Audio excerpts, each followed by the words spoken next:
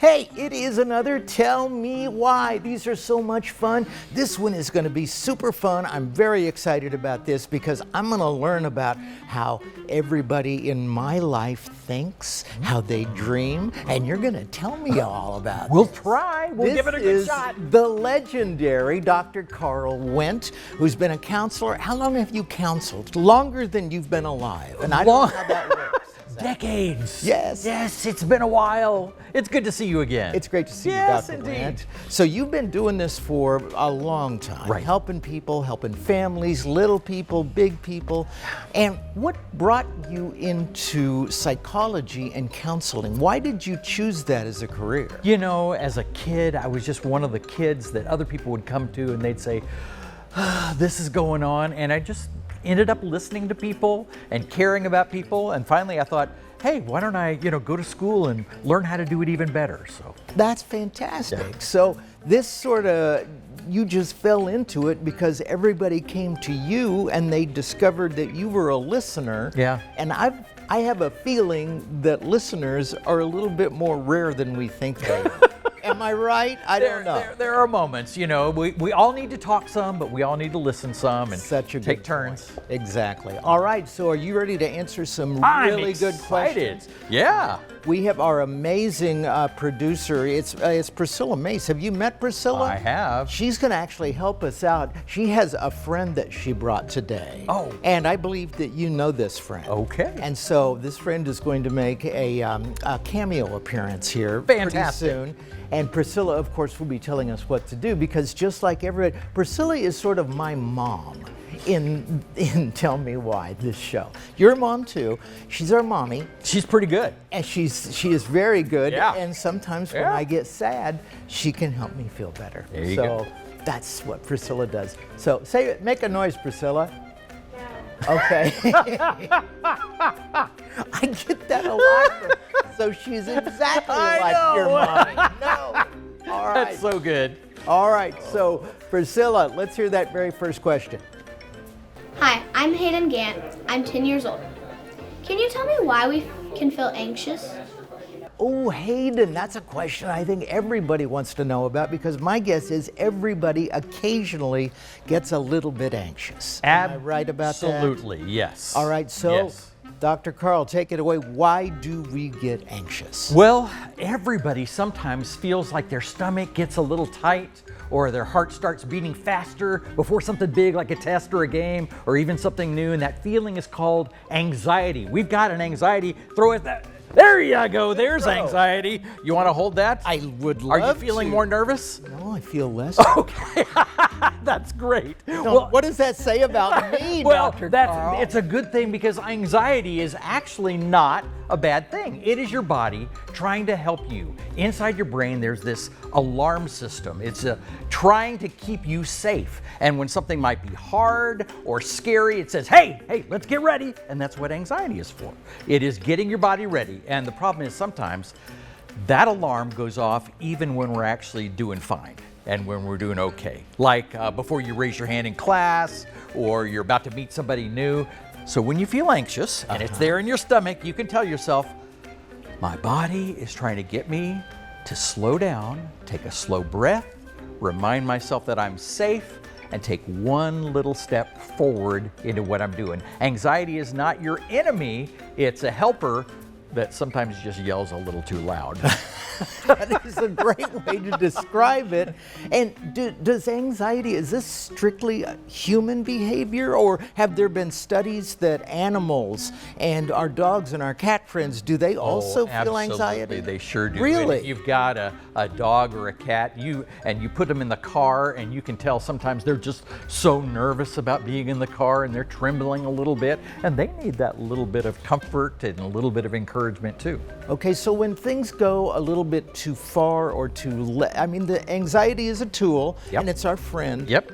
What happens when we are more anxious than we should be When we're in a particular situation? That's And when, how do we know that? Yeah, that's when you really are safe, but you feel unsafe. Okay. It's like if a tiger, a real live tiger that was going to harm you, or a giant bear jumped into the room, you would be terrified. Right. Or a dog in your face.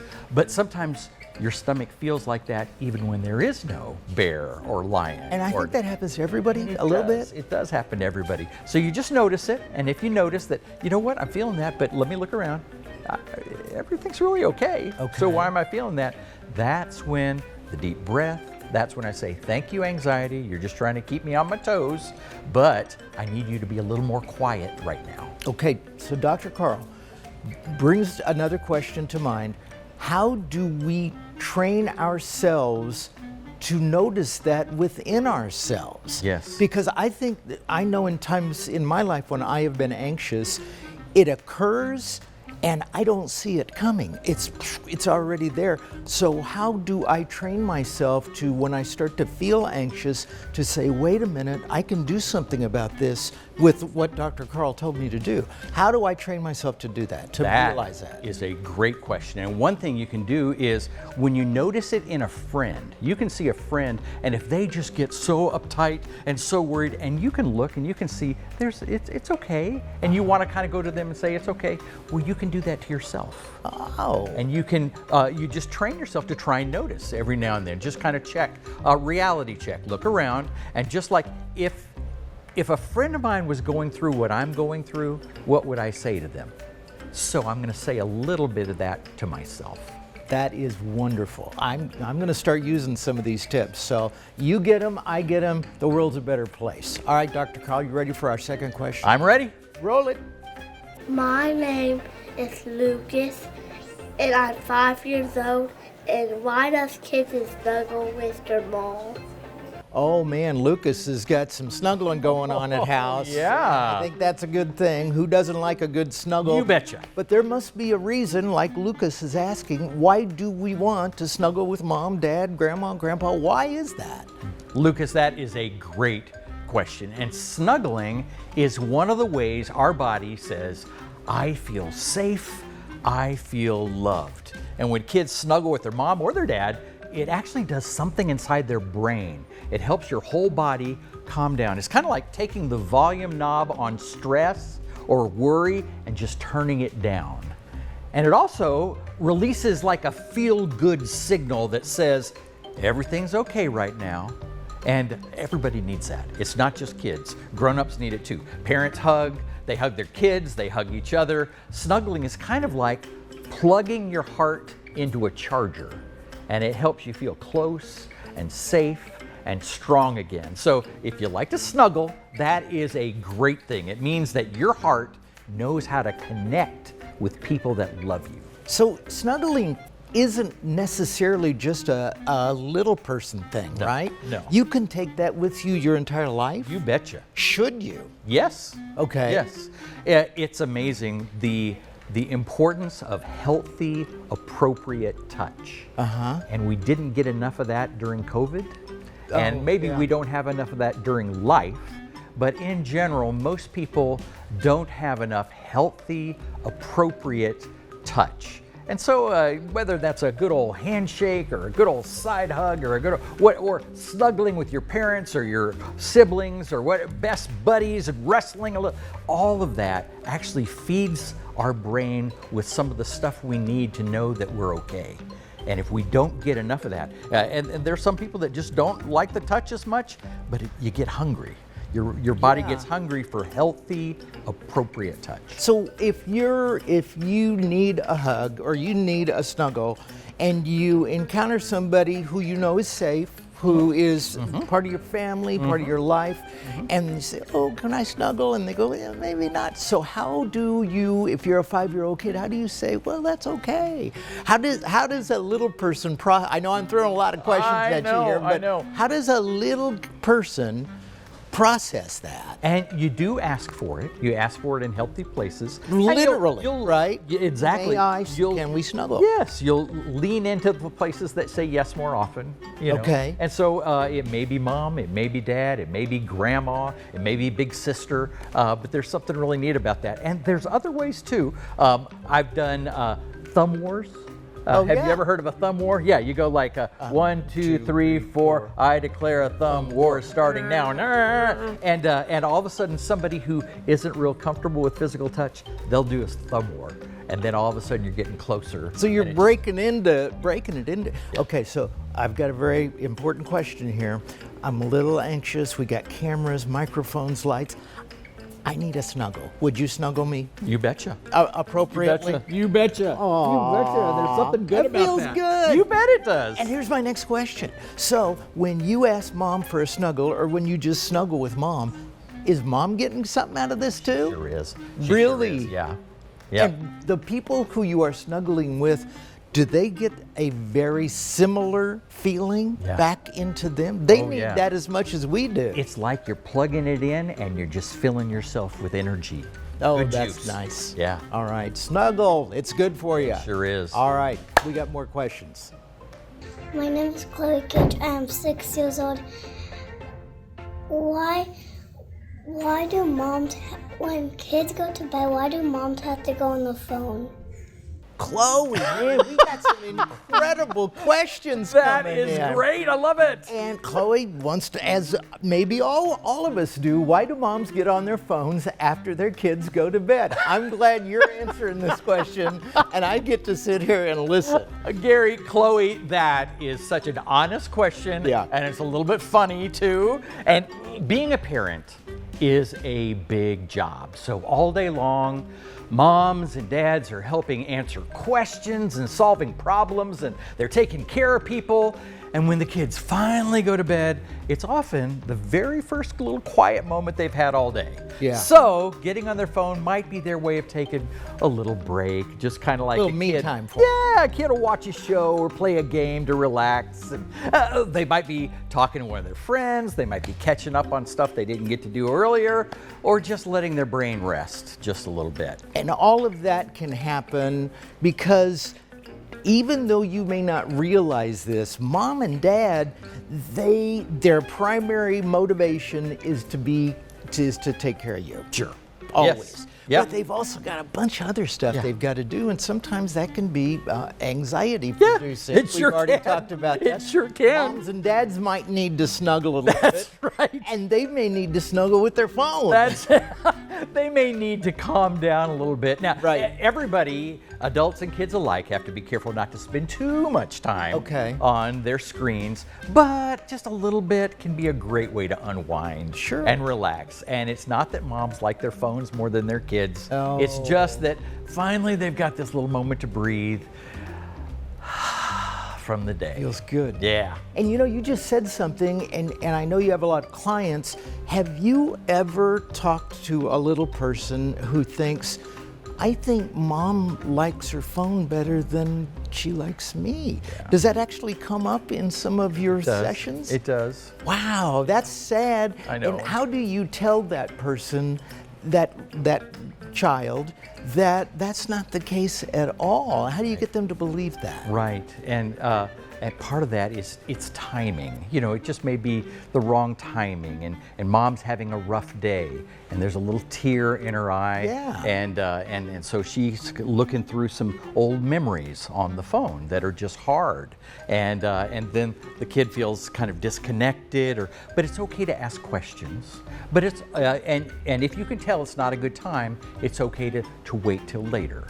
So mom, if you're asking mom and she's got the little tear or she's kind of disconnected, then you kind of save it in your heart, and I'll ask that later when things are going better. And then sometime when you're snuggling or playing, or, hey mom, yesterday I wondered about, and then you can ask a question, because sometimes it's not the perfect timing. Right, timing's important. It is. All right, Dr. Karl, thank you. This is going so good. I know we've got more questions. I would love to hear one now. My name is Rhett, and I'm 7 years old. And my question is, why do kids have to go to sleep before their parents? Rhett, you asked the question that every single person who was ever a child, and that's, I guess, every single person, right? You betcha. Every single one has asked, why do parents get to go to bed after their kids? Oh, I know. I've wondered this a time or two myself. Okay, right, fair take it enough. away. Okay, kids and grown-ups actually need different kinds of sleep. So kids are growing so fast, and your body and your brain is doing lots of work even while you're asleep. So sleep helps you get taller and you learn better and you've got energy for the next day. And that's why kids usually need more sleep than the adults in their life. All right, so there's different kinds of sleep. I didn't know that. And do your sleep needs or your hunger for sleep, do they change as you continue to get older? You have some pretty basic but bigger needs for sleep when you're a little person. Absolutely. So like if this was your whole life right here going this way, the chart would show you need this much sleep at the beginning and it just does this through your whole life. And Really? you need less, yeah. And is that physical or mental or all of those things? It is. It's all of that. You just need less and less sleep.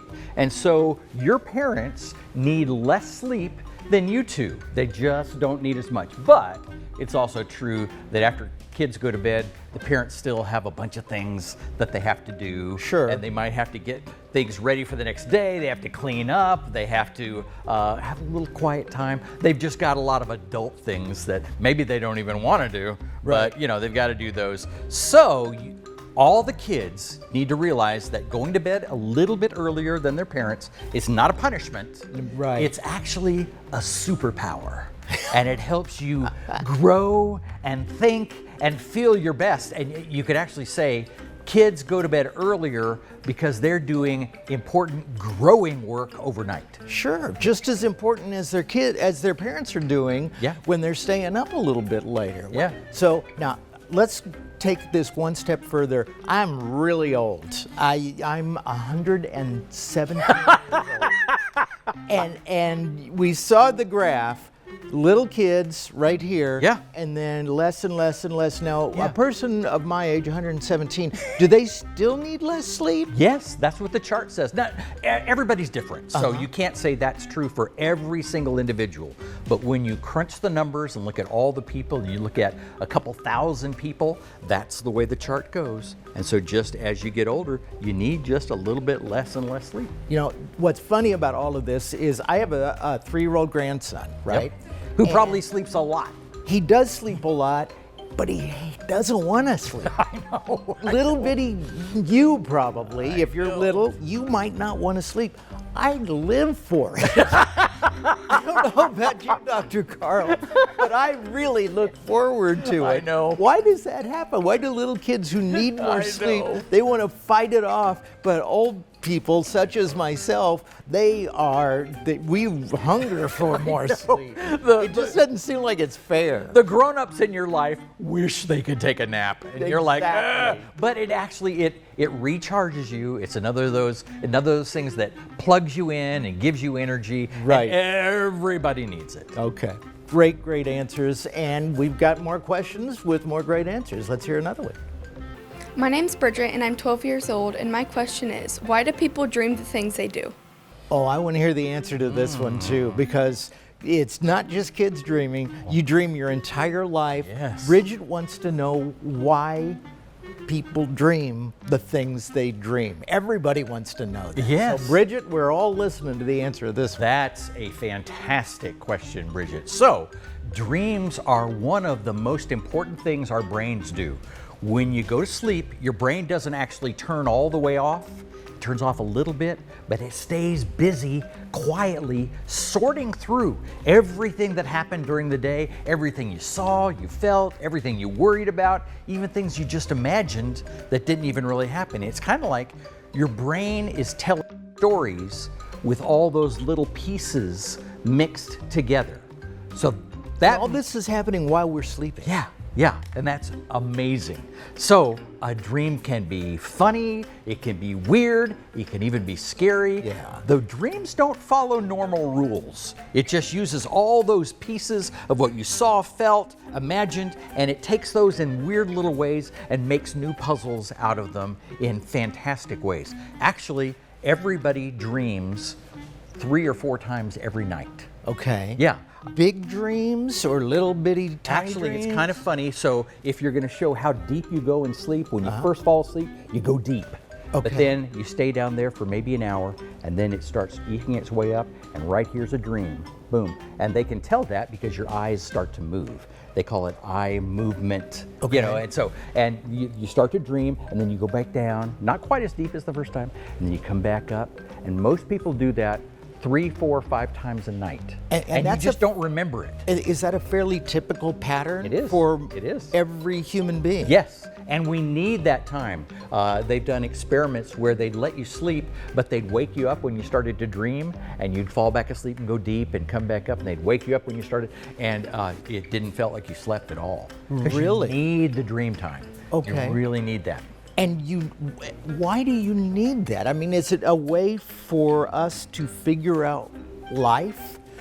Is that, I'm sure there are a million different reasons why we need that dream time. Sometimes we don't particularly want it, but we Right. do need it. Right, For right. what reason? It's kind of like the dream is trying to help you make sense out of your life. So if you had a big day, your brain might be working through it while you sleep. So the dream isn't random, although it feels kind of silly and random. Sure. But it's almost like your brain is trying to clean up, trying to practice, trying to make sense of all the question marks that are still floating around, and we've all got some of those. Sure. And so it's putting pieces together in weird, crazy, unusual ways. If I'm a little worried about something, about life, I might be worried in the dream, but the thing I'm worried about is the fact that I'm a spy. You know, well, I'm not a spy, but in the dream, I'm a spy. I don't know that. I know. But it's putting the pieces together of what I'm feeling and working through in a real fantastic kind of crazy way. So it's almost like our brains have, it's our very own nighttime movie theater, and we're the star, and they're working things out. You know, you hear from people as you grow up or as you meet people, and people occasionally will say to you, I don't dream. What do you say to people who say to you, Dr. Karl, I don't dream? Oh, I don't always argue with it. You know, that's their belief system, but if they were actually wired up, you would see their eyes move during the night. The thing is, you just frequently don't remember that. Oh. So unless you really wake up, you start to go down, you come up, you dream, but here's awake, and the dream is right here.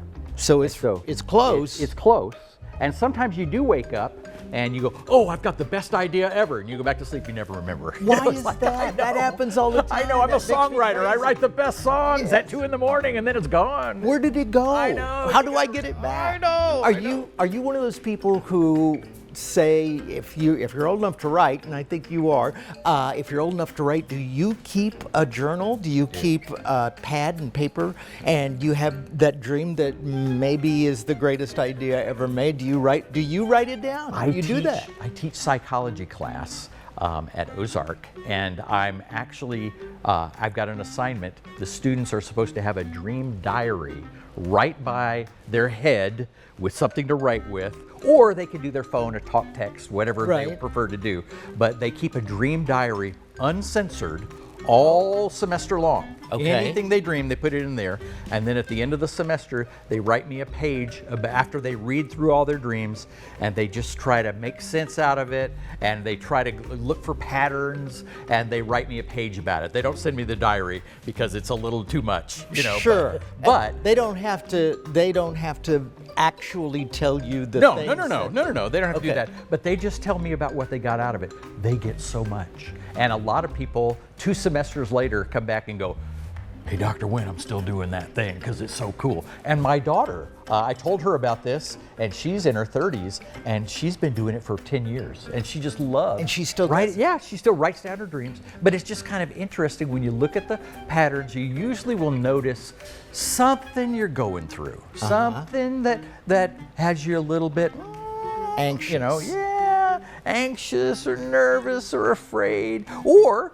excited or anticipating, or you'll just notice some of those themes in some crazy plot in your dream. And you're going through those afterwards, and that's the assignment, as I'm assuming your students are going through trying to look for patterns. Yes. Yeah. Really? Yeah. And just by going through the training that you have helped them with and keeping track of these things, the recognition of those patterns can help them in their lives? Yes, it can. Yes, In what way can pattern recognition like this, and I know we're kind of getting into the woods, but how does that help us live our lives? Well, it is. You notice, you kind of are admitting things that you're working on, and some of the dream may be working on it behind the scenes. Yeah. And that's like putting it on the front stage. It's like, oh, here's what I'm working on.